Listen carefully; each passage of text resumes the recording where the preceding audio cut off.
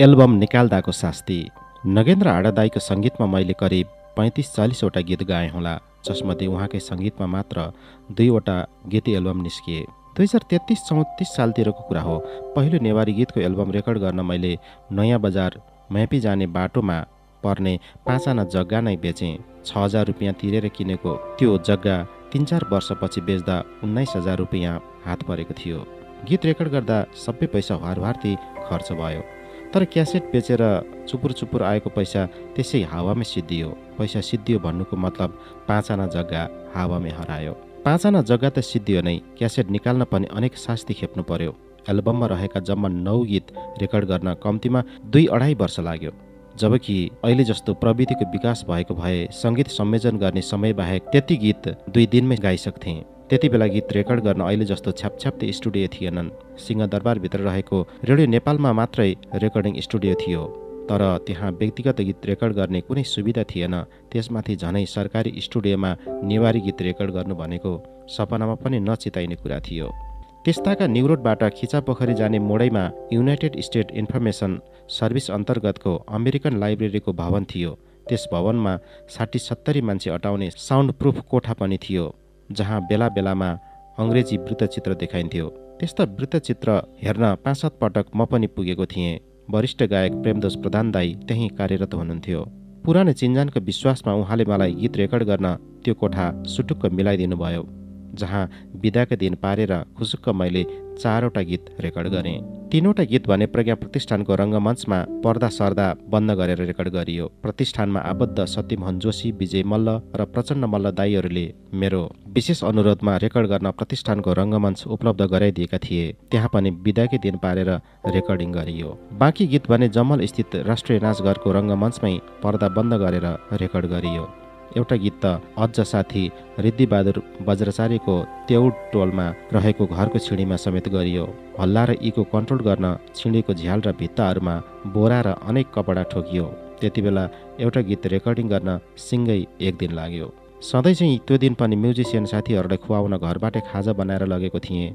रेकर्डिङको बिचमा घरबाट लगेको खाजा खाँदा र खुवाउँदा खुबै रमाइलो र मिठो लाग्थ्यो। ती गीत रेकर्डिङ गर्दा साउन्ड क्वालिटी राम्रो पार्न आफ्नै पैसाले माइक र साउन्ड मिक्सर पनि हङकङबाट झिकाएको थिएँ। काठमाडौँको त्रिभुवन अन्तर्राष्ट्रिय विमानस्थलको भन्सारमा महिनौसम्म ती सामान अड्किएका थिए। कहिले नदेखेको र बेचल्तीको प्रविधि भएकै कारण भन्सारका अधिकारीले सामानको भन्सार मूल्य निर्धारण गर्न महिनौँ लगाएका थिए। अनेक पटक धाएपछि बल्ल बल्ल भन्सारबाट सामान मुक्त गरेँ। यिनै नयाँ प्रविधिको सहयोगमा मैले कैयौँ गीत दोहोर्याएर पनि रेकर्ड गरेँ। सबै गीतको रेकर्डिङ गर्ने काम साथी नवीन चित्रकारले नै गरे। ललितपुरका डिजाइनर श्यामदास अशान्त बडो शान्त स्वभावका थिए। उनैले नेवारी संस्कृति झल्किने गरी क्यासेटको कभर डिजाइन गरिदिए। उक्त कभर ब्ल्याक एन्ड व्हाइट नभएर रङ्गीन नै छपाउने सल्लाह भयो। त्यस्ताकासम्म न नेपालमा गतिलो कलर प्रिन्टिङ प्रेस थियो, न क्यासेटमा कभर रङ्गीन नै छापिन्थे। कलर प्रिन्टका लागि हङकङ वा बैङ्कक जानुपर्ने हुन्थ्यो। हङकङमा कोसँग सहयोग लिने होला भनेर बुझ्दै जाँदा थाहा भयो वरिष्ठ सरोदवादक मोहन सुन्दर श्रेष्ठका दाई कृष्ण सुन्दर श्रेष्ठ शाही नेपाल वायु सेवा निगमकै हङकङ शाखामा काम गर्नुहुँदो रहेछ। निगमको काठमाडौँ शाखामा काम गर्ने फुपाजु भरतबहादुर श्रेष्ठले हङकङमा कार्यरत कृष्ण सुन्दर दाईलाई मेरो काममा सहयोग गर्न अनुरोध गरिदिनु भयो। महिनौँ पुरेपछि हङकङबाट बल्ल क्यासेटको रङ्गीन कभर छापिएर आइपुग्यो। त्यस लगत्तै नेपाल भाषामा मैले गाएको पहिलो एल्बम बजारमा पुग्यो। क्यासेटको कभरमा लेखिएको थियो, साप है योपी दाजु किया तताके पिन्त मदन कृष्ण श्रेष्ठ व नगेन्द्र हाडाया देछ, अर्थात् अत्यन्त मनपर्ने दाजुभाइ दिदीबहिनीहरूलाई मदन कृष्ण र नगेन्द्र हाडाको उपहार। कभरको मध्यभागमा श्यामदास अशान्तले कोरेको मेरो र नगेन्द्र दाईको रङ्गीन तस्बिर पनि छापिएको थियो। यति कामका लागि मैले धेरै मेहनत खर्च र धैर्य धारण गर्नु पर्यो। अझ मभन्दा पुराना गायक गायिकाले गीत रेकर्डिङ गर्न कलकत्ता नै धाउनु पर्थ्यो। तै मैले त अनेक तनेक गरेर काठमाडौँमै रेकर्डिङ गरी छाडेँ। त्यही रेकर्डिङ गर्दाको दौडधुप नै नबिर्सिने रेकर्ड भयो मेरा लागि। पार्ट टाइम जब। 2030 सालतिर काठमाडौँका टोल टोलमा सङ्गीत सम्मेलनको चहल पहल मचिरहेको हुन्थ्यो। ती सबै कार्यक्रममा भाग लिन म दौडिरहन्थेँ। सबैबाट वाहवाही खाइरहेको हुन्थेँ। वाहवाही जतिसुकै बर्सिए पनि कतैबाट सुक्को पैसा आउँदैनथ्यो।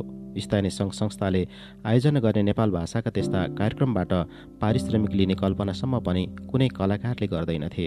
सञ्चय कोषबाट आउने मासिक तलब करिब 4-5 सय रुपियाँ मात्रै मेरो नियमित आम्दानीको एउटै स्रोत थियो। पैसाको अभावले सञ्चय कोषबाट कहिले घर सापटी कर्जा, कहिले सामाजिक कार्य सापटी कर्जा, कहिले औषधोपचार सापटी कर्जा जस्ता अनेक शीर्षकमा हुने भयभरका सुविधा बारम्बार लिइरहेको हुन्थेँ, जसले गर्दा सबै शीर्षकका कर्जा कट्टा गरी मसान्तमा तलब थाप्दा 1 महिनामा कहिले 50, कहिले 30 त कहिले 5 रुपियाँ मात्रै हात पर्थ्यो।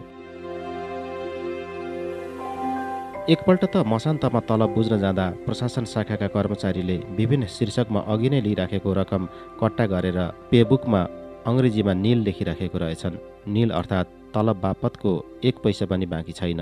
त्यो देखेर दिनभर मेरो मन खिन्न भइरह्यो। 1 रुपियाँ मात्रै तलब थाप्न पाएको भए पनि खाली हात त घर फर्किनु पर्दैन थियो भनेर मनमा कुरा खेलिरह्यो। छोराले खाओस् भनेर फेदी स्थित घरबाट बाले कहिले चामल, कहिले सिजन अनुसारका तरकारी, कहिले गेडागुडी र दाल पठाइदिनुहुन्थ्यो। यस्ता सामग्रीहरू बोकेर सहर झर्ने मान्छे नभेटेका बेला कहिलेकाहीँ कोठामा दाल चामल सिद्धिरहेको हुन्थ्यो। एकपटक फेदीबाट समयमै दाल चामल पठाउन नभएका बेला आपत्ति पर्यो। यता आफ्नो भान्सामा दाल चामल सबै सिद्धिरहेको थियो, किनेर खान खल्तीमा 1 पैसा पनि थिएन। यस्तो बेलामा भोक पनि झन बढी लाग्दो रहेछ। के गर्ने? भोक मेट्न कहाँ जाउँ भनेर धेरै बेर सोचिरहेँ। सोच्दा सोच्दा झन अबेर हुँदै थियो। बेलुकाको 7:45 बज्दै थियो। झट्ट गायक तथा सारङ्गी वादक रामशरण नेपालीलाई सम्झेँ। उनी असाध्यै मिठो सारङ्गी बजाउँथे। सारङ्गी बजाउने उनको आफ्नै मौलिकता थियो। सारङ्गीलाई उनी सारङ्गीको बोले होइन, भायोलिनको बोले रेटेर बजाउँथे। यस्तो लाग्थ्यो यसरी सारङ्गी रेटेर त्यति मिठो धुन निकाल्ने मान्छे संसारमै उनी मात्रै छन्। आफ्नो पेटमा भोकले जोडसँग सारङ्गी बजेकाले होला सायद मलाई उनैको सम्झना आयो। त्यस्ताका म झोछेको एउटा गल्लीमा 3वटा कोठाको 60 रुपियाँ भाडा तिरेर डेरामा बसिरहेको थिएँ। कहिलेकाहीँ फेदीबाट बा पनि आउने हुनाले भान्सा र बाका निम्ति एउटा छुट्टै कोठा लिइराखेका थियौँ। रामशरण भने जैसी देवलको ब्रह्मटोलमा डेरा लिएर बस्थे। मेरो डेराबाट त्यहाँ पुग्न 10 मिनट पनि लाग्दैन थियो। बिस्तारै हिँड्दै उनको डेरातिर लम्किएँ। मनमा एकदम अप्ठ्यारो लागिरहेको थियो। खानालाई घरमा चामल पनि छैन, किनेर खान पैसा पनि छैन। त्यसैले तिमी कहाँ भात खान आएको भन्ने कुरा पनि भएन। जे पर्ला मिले केही खाइएला, नमिले एक रात भोकै सुतेला भन्ने सोच्दै उनको डेरा पुगेँ। रामशरणले नै गाएको चर्चित गीतमध्येको एक माया कसले दियो नेप्टीलाई लाइटर भन्ने गीत गुनगुनाउँदै उनको डेराको भर्याङ उक्लिएँ। रामशरण नेपाली मलाई अत्यन्त मन पराउने मान्छेमध्ये एक थिए। मेरो स्वर सुन्ने बित्तिकै उज्यालो मुख लिएर अत्यन्त खुसी हुँदै भने, ओहो मदन दाई नमस्ते, कस्तो मौका आउनुभयो तपाईँ। हेर्नुहोस् आज मैले बँदेलको मासु ल्याएर पकाइराखेको छु। भर्खर 8 बज्यो, खाना खाइसक्नु त भएको छैन होला। उनको प्रस्ताव सुनेर मलाई चिट्ठा परे जस्तो भयो। मैले खाना नखाएको बताउने बित्तिकै उनले भने, उसो भए आज तपाईँ यहीँ खाना खानुपर्छ, खान्न भन्न पाइँदैन है, आउनुहोस् बस्नुहोस्। उनीसँग रमाइला कुरा गर्दै टन्न खाना खाइयो। खाना खाइसकेपछि सारङ्गी रेटेर उनले मिठा गीत सुनाए। मिठा गीतले मन पनि भरियो, मिठो भातले पेट पनि भरियो। रातभर भोक्कै छटपटिनु पर्ने अवस्थाबाट पनि जोगियो। यस्तो अवस्था बेला बेलामा परिरहन्थ्यो, तर यसो उसो गरेर टारिरहन्थ्यो। एकपल्ट कोठामा चामल सकिएको र किन्ने पैसा नभइरहेको मेरो अवस्था बुझेर झोछेको साथी उत्तम मानन्दरले आफ्नै घरबाट सुटुक्क 1 पाथी जति चामल ल्याइदिए। गाह्रो अवस्थाका दिन सम्झने क्रममा म उनलाई सधैँ याद गर्छु। यसरी आर्थिक अवस्था बिग्रिरहेका बेला गाह्रोमाथि झनै साह्रो थपिँदै जाँदो रहेछ।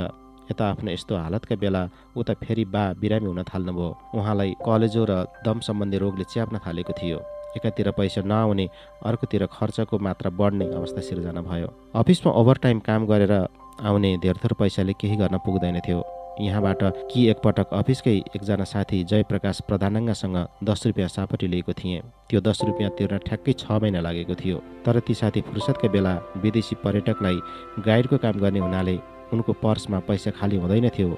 यो महिना नभए अर्को महिना ल्याउला नि, केही छैन यार भन्दै उनले मलाई सजिलो पारिदिन्थे। यसरी आर्थिक अभावमा महिनौँ गुज्रुनी परेपछि म पार्ट टाइम जबको सोधी खोजीमा भौतारिन थालेँ। एक दिन अफिसकै एक हाकिमले भने, मदन कृष्णजी, तपाईँलाई आज अफिस छुटेपछि 1-2 घन्टा फुर्सद छ भने मसँग हिँड्नुहोस्। मेरो सानो घर दृष्टिबन्धकी गरेर दिन लागेको।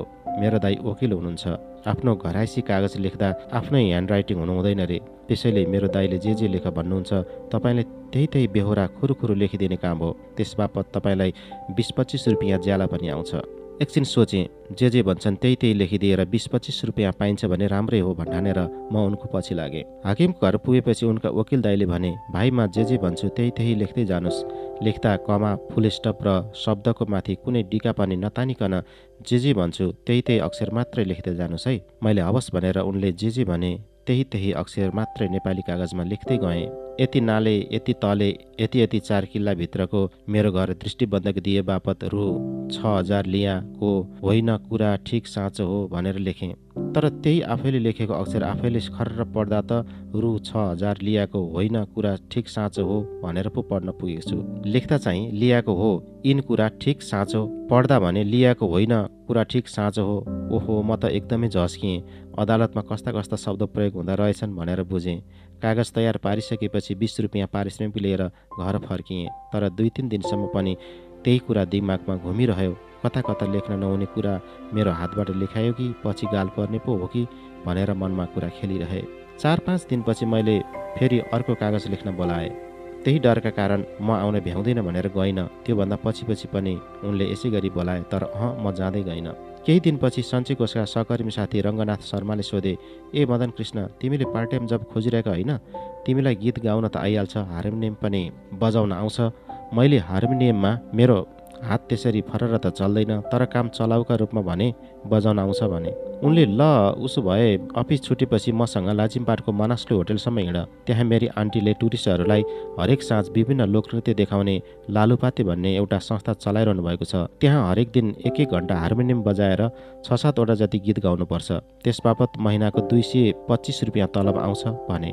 त्यस्ताका काठमाडौँमा विदेशी पर्यटकलाई नेपाली लोक संस्कृति देखाउने 2 वटा मात्रै संस्था सञ्चालनमा थिए।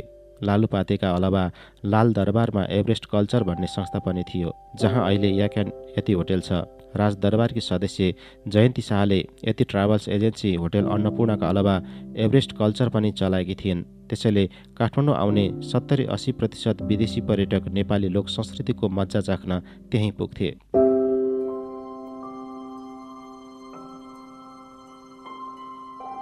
उनको प्रस्ताव सुनेर म पनि दङ्ग परेँ। सञ्चय कोषमा दिनभरि जोतिएर काम गर्दा 700-800 लालुपातेमा साँझ 1 घन्टा काम गरे बापत 225 रुपियाँ सम्झिँदा मात्रै पनि मनमा खुसी लाग्यो। जिउ चङ्गा जस्तो भयो।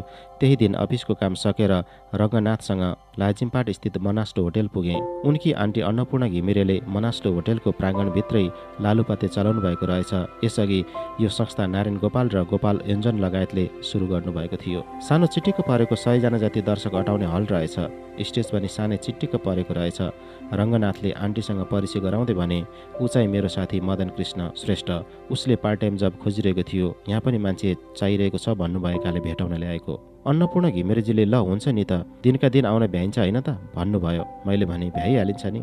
एकैछिनमा त्यहाँ काम गर्ने नृत्य निर्देशक बसन्त श्रेष्ठ, कलाकारहरू नारायण देवी श्रेष्ठ, राधेश्याम श्रेष्ठ, कृष्णमान श्रेष्ठ, केशव चन्द्र श्रेष्ठ, सङ्गीता श्रेष्ठ, रेणु श्रेष्ठ, गिरिजा देवी श्रेष्ठ, चतुर्भुज आशावादी, सङ्गीतकार प्रकाश गुरुङ, वाद्यवादक नुच्छेबहादुर डङ्गोल, गायिका मीरा राणा लगायत आफूले चिनेका थुप्रै कलाकारहरूसँग भेट भयो। गायक उदित नारायण झा पनि त्यहीँ गीत गाउँदा रहेछन्। रेडियो नेपालमा अङ्ग्रेजीमा समाचार वाचन गर्ने वीणा गुरुङले त्यहाँ अङ्ग्रेजीमा उद्घोषण गर्थिन्। हार्मोनियम बजाउँदा गीतका धुन त बजाउँथे, तर कर्डहरू भने बजाउन जान्दिनथे।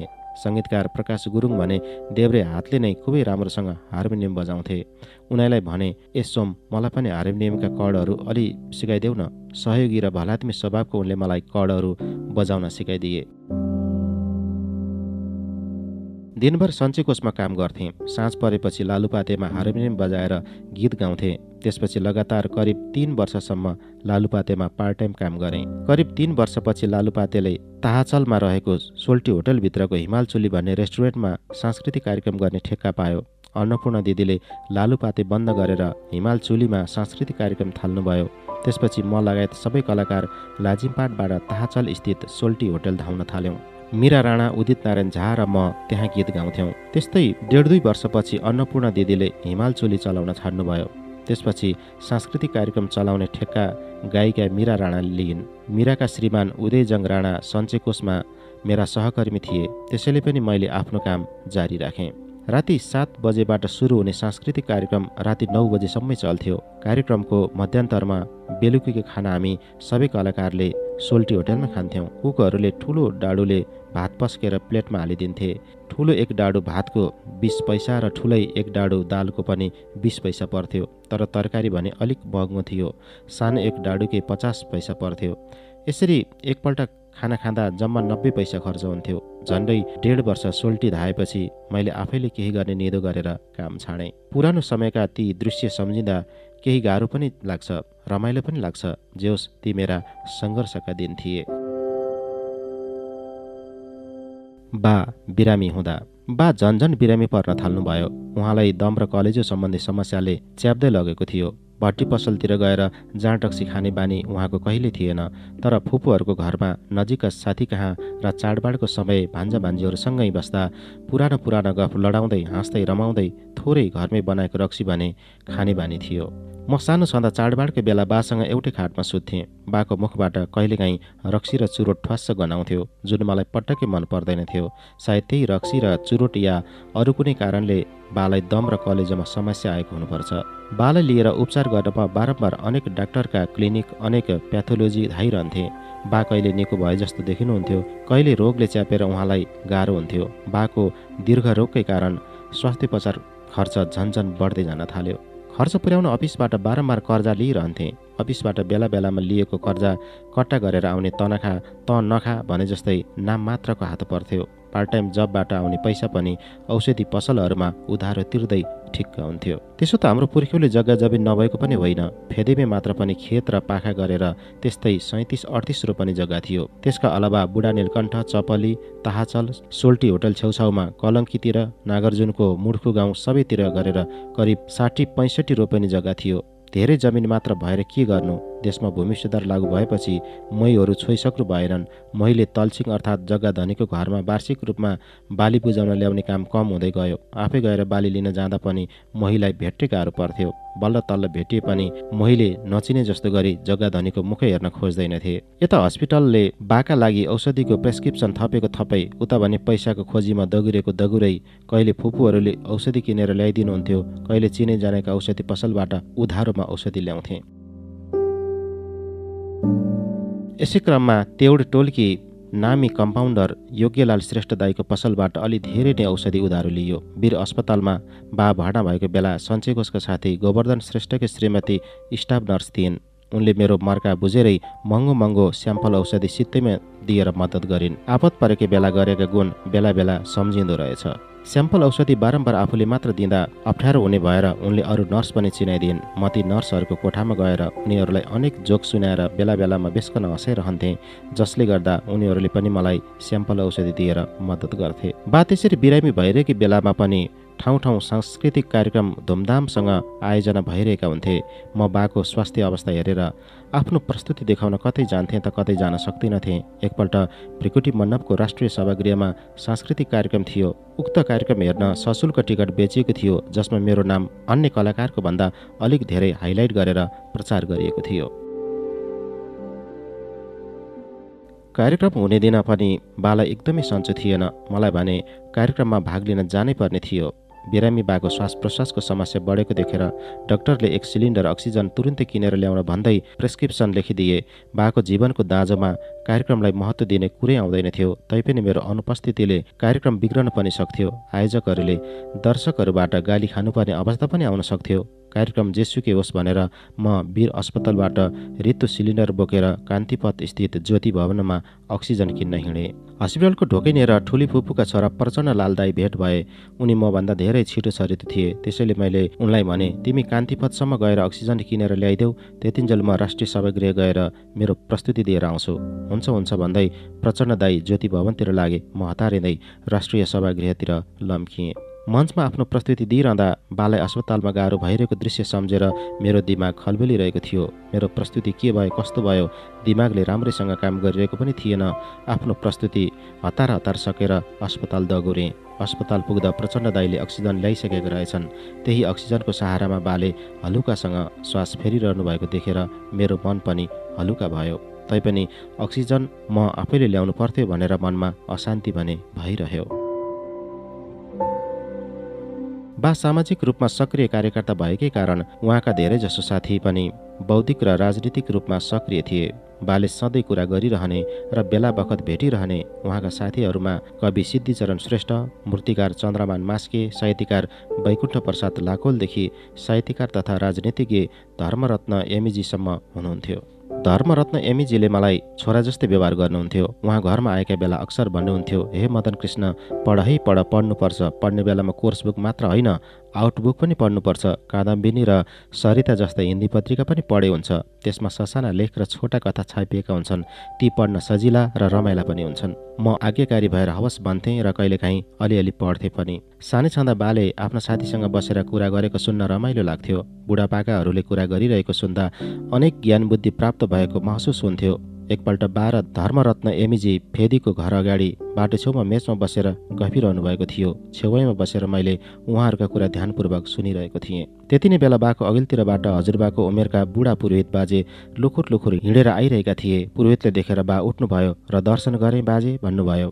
ती पुरोहित बाजेले नारायण बाबु भन्दै आफ्नो चाउरी परेको हात बाको निधारमा ढोगाए र आफ्नो बाटो लागे। त्यो देखेर धर्मरत्न एमीजीले एक्कासी बालाई सोध्नुभयो, तिमीले त्यो बुढोलाई किन ढोग्या? बाले पनि उनी हाम्रो पुरोहित बाजे भएकाले ढोगेको बताउनु भयो। एमीजीले उसो भए मलाई पनि ढोग न त भन्नुभयो। बाले तलाई किन ढोग्ने भन्दा एमीजीले उसलाई किन ढोगेको त भन्नुभयो। बाले भन्नुभयो, उनी हाम्रो घरका पुरानो पुरोहित बाजे भएकाले पो ढोगेको त। एमीजीले दोहोऱ्याउनु भयो, उसो भए मलाई पनि ढोग न त। बाले पनि दोहोऱ्याएर भन्नुभयो, तिमीले किन ढोग्ने? एमीजीले कारण खोज्दै प्रश्न थप्नुभयो, उसलाई ढोग्नु हुने मलाई चाहिँ नढोग्ने किन? बाले हिन्दू धर्मको व्याख्या गर्दै यसमा विष्णु भगवानलाई ब्राह्मण, क्षेत्री, वैश्य र शूद्र भनेर 4 भागमा विभाजन गरेको कुरा वर्णन गर्नुभयो। विष्णु भगवानको शिरभागलाई ब्राह्मण, हातहरूलाई क्षेत्री, पेटलाई वैश्य र खुट्टालाई शूद्र भनेको रहेछ। पुरोहित भनेको ब्राह्मण, ब्राह्मण भनेको विष्णु भगवानको शिर, शिर भनेको टाउको, टाउको भनेको ज्ञान हो। त्यसैले हिन्दू धर्म परम्परा अनुसार विष्णु भगवानको टाउकोलाई सम्मानपूर्वक ढोग्ने चलन गरिएको छ। बाको कुरा सुनेर एमीजीले बाजी मारेको मुद्रामा दङ्ग पर्दै भन्नुभयो, हो यहीँनिर तिम्रो कुरा बिग्रियो। तिमीले दसैँ तिहारको बेला अथवा बा आमाको मुख हेर्ने दिन आफ्ना बा आमालाई ढोग्ने बेलामा उहाँहरूको खुट्टा ढोग्छौ कि टाउकोमा? बाले त्यस्तो बेला टाउको लगेर खुट्टामै ढोगिने कुरा बताउनु भयो। एमीजीले बेस्कन हाँस्दै भन्नुभयो, हो उसो भए तिमीले तिम्रो पुरोहित बाजेलाई होइन, तिम्रा तिनै पुरोहित बाजेहरूले जसलाई विष्णु भगवानको खुट्टा अर्थात् शूद्र भनेर व्याख्या गरेका छन् त्यही शूद्रले ढोग्नुपर्छ। ल हो कि होइन? कसैको टाउकोमा आफ्नो टाउको जोड्नु भनेको त टाउको ठोकाउनु मात्र हो। कसैले खुट्टामा आफ्नो शिर झुकाउनु भनेको कसैलाई आदर गर्नु, सम्मान गर्नु हो। ल हो कि होइन? जवाफ देऊ मलाई। एमीजीको कुरा सुनेर बाले हार स्वीकार्दै भन्नुभयो, तिम्रो तर्क राम्रो लाग्यो, ल ल तिमीले नै जित्यौ। उहाँहरूको संवाद सुनेर मलाई खुब रमाइलो लाग्यो। बा बिरामी भइरहँदा आमा भाइ बहिनीहरूसँगै यशोदा र म छोचेकै गल्लीमा डेरा लिएर बसेका थियौँ। एक दिन धर्मरत्न एमीजी बिरामी बालाई हेर्न आउनुभयो। बासँग नजिकै बसेर झ्यालतिर हेर्दै भन्नुभयो, यो गल्लीमा तिमीलाई खुलापन अलि पुगेन, त्यसैले तिमीलाई फेदीमै गएर खुल्ला ठाउँमा बस भनौँ भने अस्पताल टाढा हुने भयो। त्यसैले भुरुङ खेलको मेरो घरमा 1.5 महिना बस्न आऊ, त्यहाँ अलिक खुला पनि छ। बाले उहाँको कुरा मान्नुभयो। भोलिपल्टदेखि बा एमीजीसँगै एमीजीकै घरको एउटा ठुलो उज्यालो कोठामा बस्न जानुभयो, जहाँ बाले झन्डै 1.5 महिना बिताउनु भयो। त्यहाँ बसुन्जेल अग्लो न अग्लो उज्यालो अनुहार, हट्टा कट्टा र एकदम खाइलाग्दो स्वस्थ शरीर भएका एमीजीले बालाई दिनौ जसो 1-8 घन्टा बसेर हौसला दिनुहुन्थ्यो। भन्नुहुन्थ्यो, ए रामकृष्णलाल, हेर्दा हेर्दै तिमी त राम्रो देखियो भाइ, तिमी त करिब करिब रोगमुक्तै भइसके जस्तो देख्दैछु म। साथीको घरमा त्यसरी धेरै दिन बसेर दुःख दिइरहनु उचित हुँदैन भनेर बा फेरि झोचेकै डेरामा फर्किनु भयो। त्यसको करिब 1 महिनापछि एउटा अपत्यारिलो खबर आयो। कसैले सुनायो, धर्मरत्न एमीजी त बित्नुभयो रे। त्यस्तो हट्टाकट्टा मान्छे केही रोग लागेको त थिएन, कसरी बित्नुभयो होला? हामी सबैजना झस्कियौँ। आफ्नो नजिकको साथीको अपत्यारिलो निधनको समाचारले बालाई एकदम शक पर्यो। बाको अर्को मन मिल्ने साथी हुनुहुन्थ्यो मरुटोलमा बस्ने चन्द्रमोहन ध्वज जोशी, जसले मलाई एसएलसीको परीक्षा अघि केही महिना निशुल्क अङ्ग्रेजीको ट्युसन पढाइदिनु भएको थियो। उहाँको पनि निधन भयो भन्ने समाचार कानमा परेपछि बालाई फेरि अर्को शक पर्यो। नजिकका साथीहरूको एकपछि अर्को मृत्युले मानसिक रूपमा नराम्रो असर पर्दो रहेछ। बालाई त्यस्तै असर पर्यो। यी घटनाहरूको करिब 1 महिनापछि अर्थात् 2032 साल वैशाखमा 53 वर्षको उमेरमा बाले आर्यघाटमा आफ्नो जीवनको अन्तिम श्वास फेर्नुभयो। रातभर पशुपति आर्यघाटको चितामा दन्दनी जलिरहेको बाको शरीरलाई अन्तिम पटक टोलाएर हेरिरहेँ। बाले मलाई जिन्दगीभर गरेका माया, न्यानो व्यवहार, सँगै बसेर गरेका कैयौँ कुरा सम्झिँदै रुँदै सम्हालिँदैमा दाह संस्कारका अन्तिम कर्म सकिए। त्यति बेला सिङ्गो रात बितेर झिसमिसी बिहान हुन आँटिसकेको थियो। आमा, फुपू र बहिनीहरूसँगै आर्यघाटदेखि जितपुर फेदीसम्मै झन्डै 2-2.5 घन्टा नाङ्गे खुट्टा हिँडेर घर पुग्दा भर्खर घाम झुल्किएको थियो। घर पुगेर मूलढोका खोल्यौँ। सबैजना घरभित्र छिर्यौँ। भर्याङ उक्ल्यौँ। पहिलो तलाका कोठाका ढोका पालेसँग खोल्यौँ। फेरि अर्को तलामा उक्लियौँ। पहिलो तलामा जस्तै सबै कोठामा ढोका खोलेर भित्र छिर्यौँ। शोकमग्न सबैका आँखा र मनमा पीडा उम्लिरहेको थियो। एकछिन कसैलाई यादै भएन। करिब आधा घन्टापछि आमाले सोध्नुभयो, कोठामा ढोका खोलेर त छिर्यौ, तर ढोकाको ताल्चा कसले खोलेको? सबैले मैले होइन भन्न थाले। हामी आर्यघाट रहन्जेल फेदीको घरमा त सारा सामान चोरले सखा पारेर चोरिसकेको रहेछ। मान्छेलाई दिनदशा लागेपछि नराम्रोसँग एकैचोटि लाग्छ भन्ने कुरालाई वास्तविक रूपमै भोगिरहेका थियौँ हामीले। घरमा टन्नै भाँडाकुँडा थिए। हजुरबाले भाँडाकुँडा र अन्य सरसामान टन्न जोडेर राख्नुभएको थियो। टोल छिमेकमा कसैको बिहे व्रतबन्धको भोजभतेर गर्नुपर्दा थाल कचौरा र भाँडाकुँडा हाम्रो घरमा लिन आउँथे। तर आफ्नै बाको क्रियाकर्मका समयमा छरछिमेकका घरबाट भाँडाकुँडा र अन्य सरसामान ल्याउनु पर्यो। बा बितेपछि उहाँले बोकिराखेका घरका सारा बोझ आफ्नै टाउकोमा थोपरिन आएको महसुस हुन थाल्यो। एकातिर जग्गा जमिन सम्बन्धी एकाध मुद्दा मामिला पनि थिए। अर्कातिर ठाउँ तिर्न बाँकी ऋण त्यसै थियो। त्यसमाथि आम्दानीको स्रोत उस्तै कमजोर थिए। बा छँदा आफूलाई अन्यल परेका कुनै पनि काममा बा म यसो गर्छु है भनेर सोद्धा उहाँले हुन्छ, हुन्न वा लल मात्रै भनेर टाउको मात्रै हल्लाइदिँदा पनि ठुलो हौसला र तागत मिले जस्तो हुन्थ्यो। बा नै नभएपछि अब कसलाई सोध्ने, कोसँग सोध्ने, कहाँ जाने, के गर्ने? एकदमै बाटोविहीन वा गन्तव्यविहीन यात्रामा हिँड्न थाले जस्तो भयो।